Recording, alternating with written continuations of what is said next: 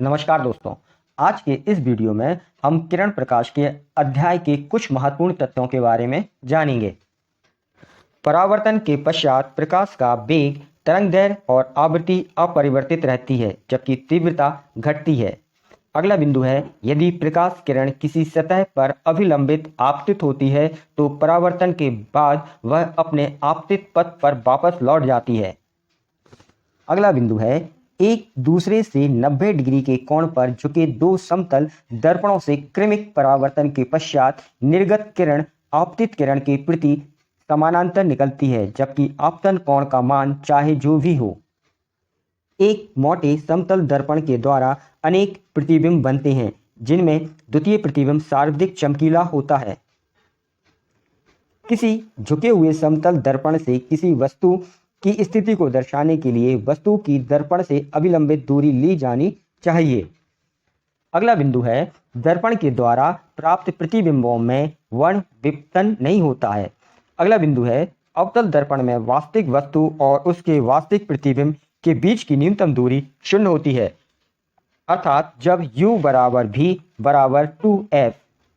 अगला बिंदु है, यदि एक गोलीय दर्पण किसी वस्तु का m गुना प्रतिबिंब बनाता है, m बराबर आवर्धन, तब u, v और f में निम्न संबंध होंगे। दर्पण की फोकस दूरी उसके पदार्थ, उसके चारों ओर के माध्यम और आपतित प्रकाश की तरंगदैर्घ्य पर निर्भर नहीं करती। अगला बिंदु है, माध्यम के बदलने पर दर्पण के अभिसारित या अपसारित करने की क्षमता नहीं बदलती। अगला बिंदु है, यदि एक वस्तु किसी खोखलीय दर्पण की अक्ष के अनुदिश दर्पण की ओर नियत चाल v0 से गतिशील हो तो इसके प्रतिबिंब को दर्पण से दूर की ओर चाल होगी।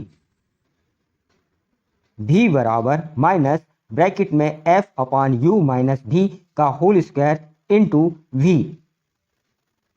अगला बिंदु है, जब कोई वस्तु फोकस से अनंत की ओर नियत चाल से चले तो इसका प्रतिबिंब दर्पण की ओर प्रारंभ से तेजी की ओर धीमे गति करेगा।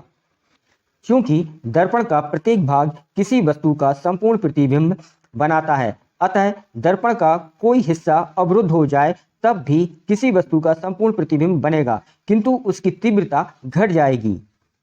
प्रकाश के अपवर्तन में प्रकाश की आवृत्ति एवं कला नहीं बदलती।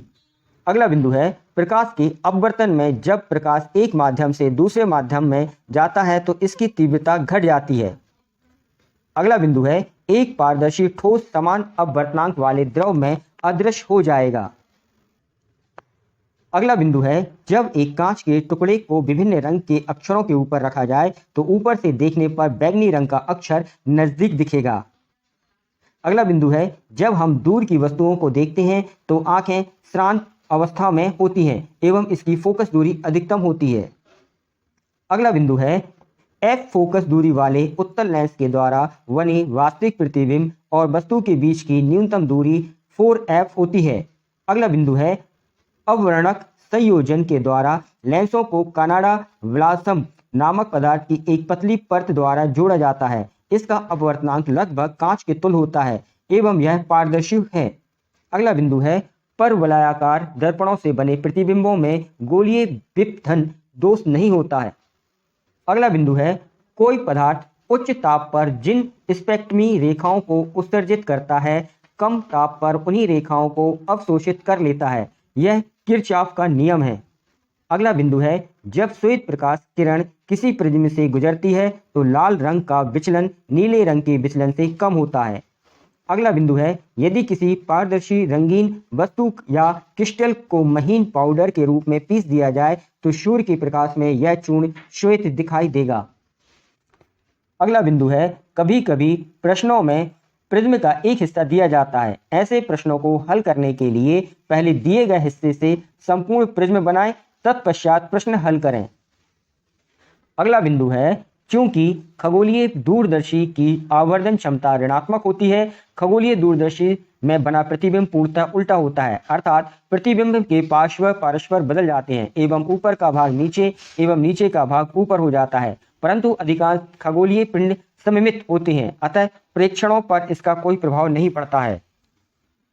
अगला बिंदु है, यदि टेलीस्कोप के अभिदर्शक और नेत्र लेंस को आपस में बदल दिया जाए तो यह सूक्ष्मदर्शी की तरह व्यवहार नहीं करेगा, बल्कि वस्तु छोटी दिखाएगी। प्रश्न या सुझाव को कमेंट्स बॉक्स में लिखें।